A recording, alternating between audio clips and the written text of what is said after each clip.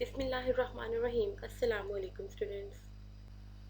Class 4 maths lecture number 10 है हमारा, page number 32 पे। आज हमने कंसेप्ट पढ़ना है प्राइम एंड कंपोजिट नंबर्स का। प्राइम नंबर्स ऐसे नंबर्स हैं जिनको अगर आप तकसीम करें, उनका के ऊपर कोई टेबल पढ़ने की कोशिश करें तो वो सिर्फ 1 के टेबल में आते हैं या फिर अपने खुद के टेबल में आते हैं।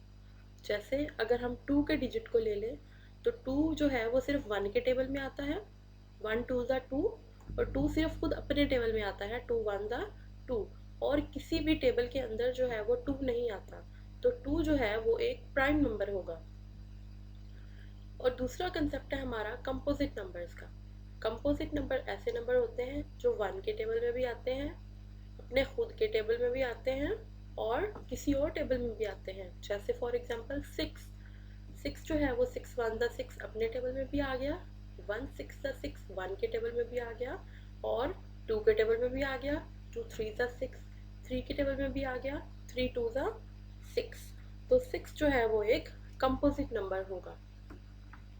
अब नीचे हमारे पास एक्सरसाइज दी गई है जिसमें आपको ये बताना है कि कौन से नंबर्स प्राइम नंबर्स हैं और कौन से नंबर्स जो हैं वो कंपोजिट नंबर्स हैं। यहाँ पे फर्स्ट नंबर लिखा हुआ है जैसे कि 15। 15 जो है वो एक कंपोजिट नंबर है। किस तरीके से 15 एक कंपोजिट नंबर होगा? क्योंकि 15 अपने टेबल में भी आता है, 15 1 ज़ा 15, 1 उसके अलावा 1 के टेबल में भी आता है, 1 15 ज़ा 15, और 15 3 के टेबल में भी आता है, 3 5 ज़ा 15, 5 के टेबल में भी आता है, 5 3 ज़ा 15। इस तरीके से 15 क्योंकि ज़्यादा टेबल्स के अंदर आ रहा है तो ये भी एक कंपोजिट नंबर होगा। नेक्स्ट है हमारे पास 23। 23 एक प्राइम नंबर है क्योंकि 23 किसी और टेबल में नहीं आ रहा। 23 1 ज़ा 23 सिर्फ अपने टेबल में आया है। उसके अलावा 1 23 ज़ा 23 1 के टेबल में आ गया। इसके अलावा 23 किसी और टेबल में हमारे पास नहीं आ रहा। 2 से लेकर 10 तक आप चेक कर सकते हैं। तो ये हमारा प्राइम नंबर होगा। इसी तरीके से ये बाकी के भी आपने चेक कर लेने हैं इन सबको।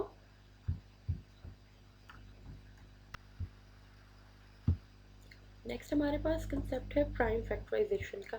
अभी मैंने आपको बताया था कि जब भी हम किसी चीज़ का टेबल पढ़ते हैं, किसी चीज़ को टेबल पे डिवाइड करते हैं, तो जैसे जैसे वो छोटा होकर डिवाइड होता जाता है वो चीज़ें उसके फैक्टर्स कहलाते हैं। जैसे फॉर एग्जांपल यहाँ पे अगर हमने एक एलसीएम के लिया हुआ है 24 का, यहाँ पे इस एग्जांपल में 2 12 ज़ा 24, 2 6 ज़ा 12, 2 3 ज़ा 6, 3 1 ज़ा 3। अब ये जो हमारे पास साइड पे चीज़ें आ गई हैं 2 2 2 और 3, ये सारे के सारे 24 के फैक्टर्स कहलाएंगे। इसे कहा जाएगा फैक्टर्स, यानी कि इन सब ने मिलकर 24 को तकसीम कर दिया है कम्प्लीटली तौर पे, तो ये इसके फैक्टर्स कहलाएंगे। तो प्राइम फैक्टराइजेशन के अंदर हम यही चीज़ करते हैं, हम डिवाइड ही करते हैं। सिंपल डिवाइड जैसे आपने सीखी हुई है, जो आप ऐसे ऐसे करके एक बनाते हैं बॉक्स और उसको डिवाइड करते हैं, तकरीबन ये वैसी ही चीज़ होती है, सिर्फ इसको लिखने का तरीका चेंज होता है। हम इसको इस तरीके से लाइंस लगा के तो फिर लिखते हैं। चलें हम एक रकम की देख लेते हैं।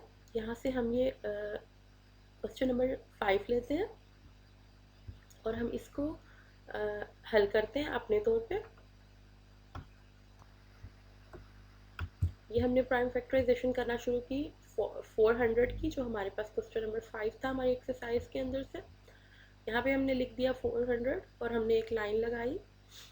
यहाँ पे हमने देखा कि ये किस पे तकसीम हो सकता है। जब बड़ी रकम इस तरीके से आ जाए 0 0 वाली, तो इसको तकसीम करने का तरीका ये होता है कि आप फर्स्ट वाली रकम को देखें, ये लिखा हुआ है 4, 2 2 ज़ा 4, आगे 0 जो है वो वैसे के वैसे ही लगा दें दोनों। उसके बाद फिर वही काम करेंगे, 2 1 ज़ा 2, और दोनों 0 वैसे के वैसे आ जाएंगे यहाँ पे। उसके बाद अब हमने एक रकम नहीं हल हो रही, लेकिन क्योंकि according to the rule end में 0 लगा हुआ है, तो इसका मतलब है ये अभी भी 2 पे तकसीम हो सकता है। तो हमने क्या किया कि 2 5 ज़ा 10 करके ये 0 सिंगल वाला आगे वैसे का वैसे लगा लिया। अभी भी क्योंकि एंड में 0 लगा हुआ है तो अभी भी ये 2 पे मज़ीद तकसीम हो सकती है। तो अब हम इसको करने का तरीका ये है कि या तो हम इसको करने का तरीका ये होगा कि हम यहाँ से एक कम पे ले जाएंगे। जैसे फॉर एग्जांपल यहाँ पे 5 है, लेकिन हम देखेंगे कि 2 टू ज़ा 4 आता है, 5 नहीं आ सकता। तो हम इसी तरीके से करेंगे, 2 टू ज़ा 4 कर देंगे, और जो इसमें 5 के अंदर 1 बचा उसे हम अगले 1 को कैरी दे देंगे, 0 को, तो वो बन जाएगा 10।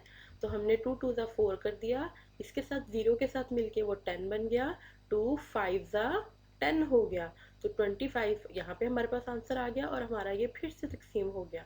लेकिन अब हम देखेंगे कि एंड में 5 लिखा हुआ आ गया है, इसका मतलब अब ये 2 पे तकसीम नहीं हो सकता। तो अब हम इसे किस पे तकसीम करेंगे? जब एंड पे 5 लिखा हो तो किस पे होता है? 5 पे होता है। 5 5 ज़ा 25, 5 1 ज़ा 5। तो ये कम्प्लीटली हमारे पास 400 जो है हमारा तकसीम हो गया। एंड पे हमारा रिमाइंडर जो है वो 1 आ गया, यानी कि ख़त्म हो गया, कुछ भी नहीं है, पूरा पूरा तकसीम हो गया। तो अब हम कैसे इसके फैक्टर्स निकालेंगे? ये फर्स्ट ऑफ ऑल हम ये 2 यहाँ लिखेंगे, 2 मल्टीप्लाई का साइन डाल के ये 2, फिर मल्टीप्लाई का साइन डाल के ये 2, फिर दोबारा से मल्टीप्लाई का साइन डाल के 2, multiply 5 and multiply 5 are the factors of 400। जिस तरीके से मैंने आपको बताया था कि ये साइड वाली चीज़ जो है ये फैक्टर्स कहलाती हैं इस नंबर का, जो हमारे पास फर्स्ट में लिखा हुआ था। तो इस तरीके से हमारा 400 जो है वो कम्प्लीटली तकसीम हो गया है। अब आप लोगों ने एक्सरसाइज के बाकी क्वेश्चंस इसी तरीके से हल करने हैं।